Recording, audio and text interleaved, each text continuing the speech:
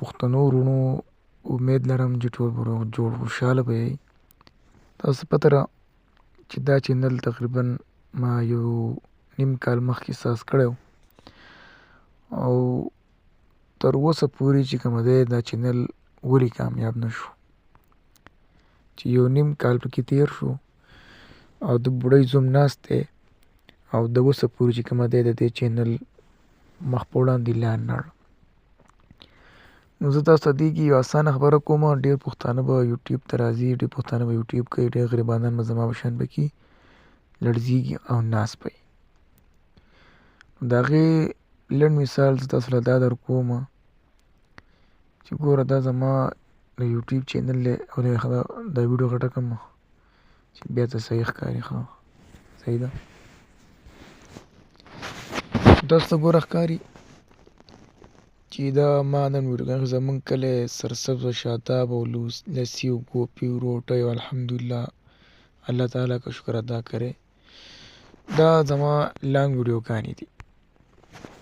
اوس دا لانګ ویډیوګان تاسو ته ښیم چې دا لانګ ویډیوګانې څنګه چل دی. ګوره په دې کې اوسه پورې یو ویو راغلی، 4 ویو راغلي او 2 ویو راغلي او 0 او مطلب دا چې تاسو ګورئ په دې شهسوار چې مې ویډیو سازه کړل نو په دې باندې څه نه څه 78 خواوشا ویو راغلي او څه لږ او د شهسوارو د بله دویمه. نو تاسو پته ده چې زمونږ دا چینل یا ستاسو دا چینل دا ولې نه کامیابېږي. ځکه چې زه کله په خپله ویډیو جوړه کړم او یوټیوب ته یې وخېږوم او په خپله یې وروسته ګورم نو ماله په خپله نه ژړا راځي او نه خندا راځي، نه مې خفه کوي نه مې خوشحالوي.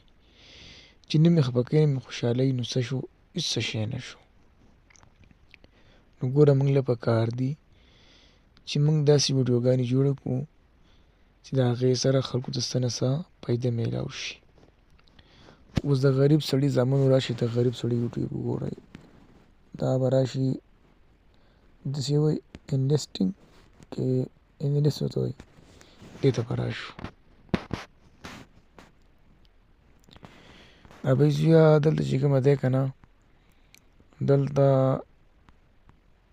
زمونږ چې کوم د 24 ګنټې د 48 ګنټو کم ویوز دي نو هغه 423 ویوز دي. نو چې نن سبا موږ ویډیوګانې جوړو پکار ده چې یا موږ څوک وخاندو یا موږ څوک وژړو نو هله به ویډیو وګوري. نو چې موږ داسې ویډیوګانې جوړې کړو چې نه څوک خندولی شو نه څوک جړولی شو بیا به څه خوند وکړي؟ هېڅ څه خوند نه کوي. دا اوس 216 ویوز دي او په دې کې دا ویډیوګانې روانې نور وروسته دي. نو موږ له پکار دي چې موږ داسې ویډیوګانې جوړې کړو چې د هغې نه خلکو ته څه فایده ورسي، یا خو څوک سم وجړوي او یا څوک سم خفه کړي. اوس دې ته راشو چې زمونږ څومره ګنټې دي. نو زمونږ ګنټې دي سبسکرایبر 530 او 240 ګنټې دي. اوس هم راته چې کومه دی 4000 ګنټې د خیره سره پاتې دي. ابۍ زامنو داسې اسان کار نه دی.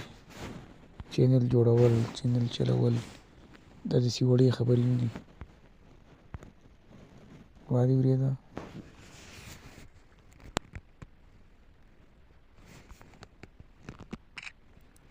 سکرین شاټ مې ترې واخیستو تمنیل پې جوړوم.